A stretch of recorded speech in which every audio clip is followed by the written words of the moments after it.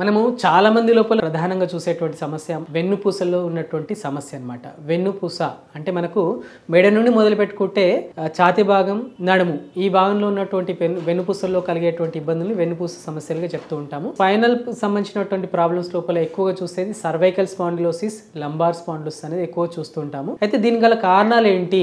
సాధారణంగా చాలా మందిలో ఒకప్పుడు చూసినట్లయితే వయసు రీత్యా వయస్సు 40-45 సంవత్సరాల తర్వాత ఈ ప్రాబ్లమ్స్ అనేది ఎక్కువ చూసేవాళ్ళం. బట్ ఇప్పుడు చూసినటువంటి జీవన విధానం లోపల మార్పులో భాగంగా చాలా కామన్ గా 18 ఇయర్స్ కావచ్చు, 20 ఇయర్స్ కావచ్చు, 25 ఇయర్స్ కావచ్చు, వయసుతో సంబంధం లేకుండా చాలా మంది లోపల కూడా ఈ నడుము నొప్పి ప్రాబ్లం కావచ్చు, మెడ నొప్పి ప్రాబ్లమ్స్ కావచ్చు, చాలా మంది లోపల చూస్తున్నాం అనమాట. ఎవరైతే గంటల తరబడి ఒకే పొజిషన్ లో కూర్చొని ఉంటారో సాఫ్ట్వేర్ ఇంజనీర్ లో చాలా మంది లోపల చూస్తున్నాం. నవేడేస్ కంటిన్యూ ఒకే దగ్గర దీర్ఘకాలికంగా గంటల తరబడి ఒకే పొజిషన్ లో కూర్చున్న వాళ్ళ లోపల ఈ సమస్యలని రావడానికి అవకాశం ఉంటుంది. ఎస్పెషల్లీ సాఫ్ట్వేర్ ఇంజనీర్లు కావచ్చు అండ్ స్టూడెంట్స్ అంటే 18, 19, 20 ఈ ఏజ్ గ్రూప్ లో కూడా వాళ్ళ లోపల కూడా ఈ మెడ నొప్పి కానీ నడుము నొప్పి కానీ చెప్పుకుంటే చాలా షేగా ఫీల్ అవుతుంటారు. ఈ వయసులో ఏంటి నడుము నొప్పి ఏంటి, మెడ నొప్పి ఏంటి అని చెప్పేసి చాలా మంది బాధపడుతూ ఉంటారు. అయితే ఇది కారణం ఏంటి అని అంటే ఒకే పొజిషన్ లోపల గంటల తరబడి కూర్చోవడం వల్ల మన మెడ లోపల కానీ నడుము లోపల కానీ ఉన్నటువంటి వర్టిబ్రా అంటే వెన్నుపూస, రెండు వెన్నుపూసల మధ్య డిస్క్ అనేది ఉంటుంది అనమాట. సో ఈ డిస్క్ లోపల కలిగేటువంటి మార్పుల వల్ల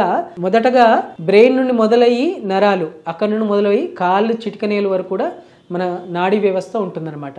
ఈ నాడులన్నీ కూడా శరీరంలో ఉన్నటువంటి ప్రతి అవయవానికి కూడా ఈ నాడీ వ్యవస్థ ఒకదాంతో ఒకటి కనెక్ట్ అయి ఉంటుందన్నమాట. ఎప్పుడైతే మెడ భాగంలో ఉన్నటువంటి వెన్నుపూసల్లో ఉన్నటువంటి డిస్క్ లోపల చేంజెస్ కలిగినా కానీ లేదా వర్టిబ్రా లోపల చేంజెస్ కలిగినా కానీ అక్కడ ఉన్నటువంటి నరాలు ఒత్తిడికి లోనవ్వడం వల్ల ఈ మెడ భాగం గుండా ఈ రెండు వైపులా, కుడి వైపు కావచ్చు ఎడమ వైపు కావచ్చు, రెండు భుజాల నుండి మొదలు పెడితే చేతిలో ఉన్నటువంటి ఫింగర్స్ వరకు కూడా మొత్తం లాగడం, గుంజడం, తిమ్మిరి రావడం అనేది చాలా మందిలో చూసేటువంటి సమస్య. నడుము నొప్పి విషయానికి వస్తే ఎవరైతే గంటల తరబడి కూర్చుంటారో ఒకే పొజిషన్ లో కూర్చొని ఉండడం, ఎక్కువగా డ్రైవింగ్ చేయడం కావచ్చు, డిఫరెంట్ టైప్ ఆఫ్ డ్రైవింగ్స్ ఎవరైతే కంటిన్యూగా డ్రైవింగ్ చేసే వాళ్ళ కావచ్చు, కంటిన్యూ కూర్చోవడం వల్ల కావచ్చు నడుము నొప్పి అనేది ఎక్కువగా చూస్తూ ఉంటాం. సో ఈ నడుము నొప్పి కారణం ఏంటంటే కంటిన్యూ ఒకే పొజిషన్ లో కూర్చొని ఉండడం, దాంతో పాటు అక్కడ ఉన్నటువంటి వెన్నుపూసల లోపల కలిగినటువంటి మార్పుల వల్ల కానీ లేదా డిస్క్ లో కలిగినటువంటి మార్పుల వల్ల కానీ నడుము గుండా వెళ్లేటువంటి నరాలు ఒత్తిడికి లోనైనట్లయితే దానివల్ల నడుము భాగం లోపల నొప్పి, దాంతో పాటు కాళ్ళు లాగడం, గుంజడం, తిమ్మిరి రావడం ఇలాంటి సమస్యలు వస్తుంటాయి. దాన్ని సయాటికా ప్రాబ్లం అని చెప్తుంటాం అంట. అంటే నడుము భాగం లోపల నొప్పి మొదలైనప్పటికీ కూడా దానికి ప్రాపర్ కేర్ తీసుకోకుండా ఏమవుతుందిలే అని నెగ్లెక్ట్ చేసినట్లయితే సయాటికా నరం అనేది మన బ్రెయిన్ నుండి మొదలయ్యి మన కాల్లో ఉన్నటువంటి బొటన వేలు వరకు కూడా ఉన్నటువంటి శరీరంలో ఉన్నటువంటి అతిపెద్ద నరం అన్నమాట. ఈ నరం మీద ఒత్తిడి ఎక్కువైనప్పుడు సయాటికా నర్వ్ అనేది లాగేసినట్టుగా ఉండడం అనేది sciatica problem. So sciatica problem వచ్చినప్పటికీ కూడా దాన్ని నెగ్లెక్ట్ చేసినట్లయితే ఫర్దర్ గా నడవడానికి ఇబ్బంది, కూర్చోవాలన్న ఇబ్బంది, నిల్చోవాలన్న ఇబ్బంది, ఒకవైపు నుండి ఒకవైపుకు తిరగాలన్న ఇబ్బంది, ఈ రకరకాల ఇబ్బందులే కాకుండా కంటిన్యూగా ఏమవుతుందంటే ఇదే పొజిషన్ కంటిన్యూ అయినట్లయితే బెడ్ రిడన్ అయిపోయే అవకాశం కూడా ఉంటుందన్నమాట. ఫర్దర్ గా సర్జరీ చేసినా కూడా దానివల్ల ఎలాంటి రిలీఫ్ అనేది ఉండకుండా ఉండడానికి కూడా అవకాశం ఉంటుంది. సాధారణంగా ఎవరిలో అయినా కానీ మామూలుగా చిన్నపాటి వర్క్ చేసినప్పుడు, ఇంట్లో ఏదైనా వర్క్ చేసినా కానీ, ఏదైనా ప్రయాణం చేసినప్పుడు కానీ నడుము నొప్పి రావడం, మెడ నొప్పి రావడం కామన్ గా చూస్తుంటాం. బట్ ఈ నడుము నొప్పి అనేది 2 వారాలు, 3 వారాలు, 4 వారాలు అంటే 4 వీక్స్ వరకు వెయిట్ చేయొచ్చు అనమాట. 4 వీక్స్ తర్వాత కూడా కంటిన్యూగా అదే విధంగా బ్యాక్ పెయిన్ కంటిన్యూ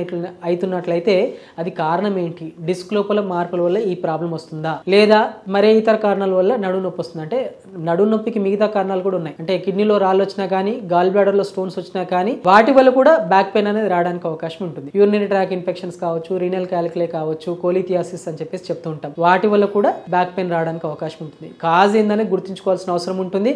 ఆ కారణాన్ని గుర్తించి వాటికి ప్రాపర్ వేలో మనం ట్రీట్మెంట్ తీసుకున్నట్లయితే ప్రాబ్లమ్ అధిగమించడానికి అవకాశం ఉంటుంది అనమాట. ఎస్పెషల్లీ విటమిన్ డి తక్కువ ఉన్నా, కాల్షియం తక్కువ ఉన్నా కానీ, విటమిన్ B12 డెఫిషియన్సీ ఉన్నా కానీ కాళ్ళు లాగడం, నడుములో నొప్పి, మెడలో నొప్పి అనేది చాలా సాధారణంగా చూస్తుంటాం. వాళ్ళకు కొంతవరకు vitamin supplementary like B12 deficiency ఉన్నప్పుడు మెడిసిన్స్ ఇవ్వడం కానీ, కాల్షియం టాబ్లెట్స్ వాడడం కానీ, విటమిన్ డి సాచెట్స్ వాడడం కానీ సాధారణంగా చూస్తుంటాం. అవి వాడినప్పుడు కూడా పెయిన్ తగ్గట్లేదు అనుకుంటే మాత్రం దాన్ని నెగ్లెక్ట్ చేయకూడదు. దానివల్ల తీవ్రత పెరిగిపోయి ఖచ్చితంగా సర్జరీ వరకు తీసుకెళ్లాల్సినటువంటి సిచ్యువేషన్ ఏర్పడే అవకాశం ఉంటుందన్నమాట. సో అంతవరకు నెగ్లెక్ట్ చేయకుండా బ్యాక్ పెయిన్ కానీ, నెక్ పెయిన్ కానీ వితిన్ 3 or 4 వీక్స్ లో తగ్గట్లేదు అనుకుంటే అది కారణం ఏందని గుర్తించుకొని ప్రాపర్ వేలో ట్రీట్మెంట్ తీసుకోవాల్సిన అవసరం ఉంటుంది. అండ్ వాటికంటే ముందు ఏంటంటే ఎప్పుడైతే కంటిన్యూ ఒకే పొజిషన్ లో కూర్చుంటే అట్లీస్ట్ ఒక హాఫ్ అన్ అవర్ కానీ 15 to 30 మినిట్స్ ఒకసారి లేచి కొద్ది దూరం నడవడం అలా చేసుకోవడం వల్ల ఈ బ్యాక్ లో ఉన్నటువంటి లంబార్ స్పైన్ లో ఉన్నటువంటి వర్టిబ్రా మీద కొంతవరకు ఒత్తిడి పడకుండా చూసుకోవడానికి అవకాశం ఉంటుంది అనమాట. ప్రాపర్ పొజిషన్ లో కూర్చోవడం కూడా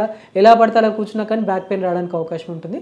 సో కూర్చునే సిట్టింగ్ సిట్టింగ్ పొజిషన్ ప్రాపర్ గా ఉందా లేదా అని చూసుకోవాల్సిన అవసరం ఉంటుంది. ఎవరైతే గంటల తరబడి కూర్చుంటారో వాళ్ళకి బ్యాక్ సపోర్ట్ అనేది ప్రాపర్ గా ఉందా లేదా అని కూడా చూసుకోవాల్సిన అవసరం ఉంటుంది. అదేవిధంగా పడుకున్నప్పుడు గట్టి బల్ల మీద కానీ నేల మీద కానీ పడుకోవడం వల్ల కూడా ఈ బ్యాక్ పెయిన్ సమస్యను అధిగమించడానికి అవకాశం ఉంటుంది. అండ్ తీసుకున్నటువంటి ఆహారం లోపల ఎస్పెషల్లీ లీఫీ వెజిటబుల్స్ ఎక్కువ తీసుకోవడం అండ్ బాయిల్డ్ ఎగ్ వైట్ తీసుకోవడం వల్ల కూడా మన శరీరంలో ఉన్నటువంటి కాల్షియం, విటమిన్ డి డెఫిషియన్సీ అధిగమించడానికి అవకాశం ఉంటుంది. B12 డెఫిషియన్సీ ఉన్నట్లయితే, నాన్ వెజ్ తీసుకున్నట్లయితే వాటిని కొంతవరకు అవాయిడ్, B12 డెఫిషియన్సీ వల్ల కలిగినటువంటి ఇబ్బందులు కొంతవరకు అవాయిడ్ చేయడానికి అవకాశం ఉంటుంది అనమాట. ఇవన్నీ కూడా చేసినప్పుడు కూడా ఇంకా బ్యాక్ పెయిన్ తగ్గట్లేదు అని అనుకుంటే డాక్టర్ కేర్ హోమియోపతి లోపల ఎలాంటి సర్జరీలు లేకుండా చాలా మంది ఏం చేస్తుంటారంటే ఈ పెయిన్ కిల్లర్స్ ఎక్కువగా వాడడం, స్టీరాయిడ్ ఎక్కువ వాడడం, వాటి వల్ల కాంప్లికేషన్స్ వచ్చినప్పుడు అప్పుడు హోమియోపతి వైద్యం అనేది వెళ్దాం ఒకసారి ఎందుకు ట్రై చేయకూడదు అని చెప్పేసి అనుకుంటుంటారు. బట్ బిఫోర్ దానికంటే ముందే హోమియోపతి వైద్యుని సంప్రదించడం వల్ల ఎలాంటి సైడ్ ఎఫెక్ట్స్ అంటే పెయిన్ కిల్లర్ వాడడం వల్ల వచ్చేటువంటి సైడ్ ఎఫెక్ట్స్ కూడా రాకుండా, స్టీరాయిడ్ వాడడం వల్ల వచ్చేటువంటి సైడ్ ఎఫెక్ట్స్ రాకుండా కారణం ఏముందో చూసి దానికి ప్రాపర్ గా మెడిసిన్స్ అందించడం వల్ల ఎలాంటి సైడ్ ఎఫెక్ట్స్ లేకుండా